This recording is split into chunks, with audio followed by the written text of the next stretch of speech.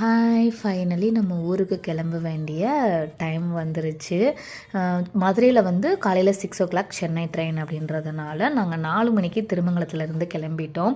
இந்த ஒரு டே வந்துடக்கூடாது அப்படின்னே எல்லா ஒரு மிலிட்ரிக்கார ஒய்ஃபும் சரி, மிலிட்ரி மேனும் சரி நினச்சிட்டே இருக்கிற டே இதுதான். ஸோ ஃபைனலி கிளம்பியாச்சு. ரொம்பவே கம்மியான பீரியடில் லீவ் எடுத்துகிட்டு போனோம். 20 டேஸ் அப்படின்றப்போ போகிற வர ஒரு 6 டேஸ் எங்களுக்கு போயிடுச்சு. ஒரு 2 வீக்ஸ் தான் இருந்தோம். அந்த 2 வீக்ஸ்லேயும் கொஞ்சம் கொஞ்சம் கமிட்மெண்ட்ஸ் 1 வீக் கிட்ட உடம்பு சரியில்லாமல் போயிடுச்சு. ஊருக்கு கிளம்ப வேண்டிய மனசு யாருக்குமே இல்லை.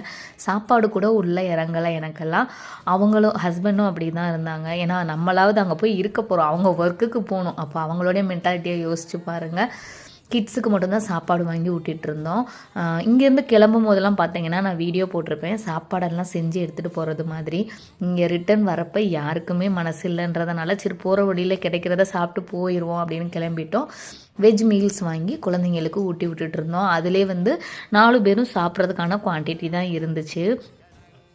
இருக்கிறத ஷேர் பண்ணி சாப்பிட்டுட்டோம். வயிறும் ஃபுல்ஃபில்லாக தான் இருந்துச்சு. மனசு கொஞ்சம் பாரமாக இருக்கும்போது நம்மளுக்கு எவ்வளோ தான் கொடுத்தாலும் நம்மளுக்கு சாப்பிட மனசு வராது இல்லைங்களா? அந்த மாதிரி தான்.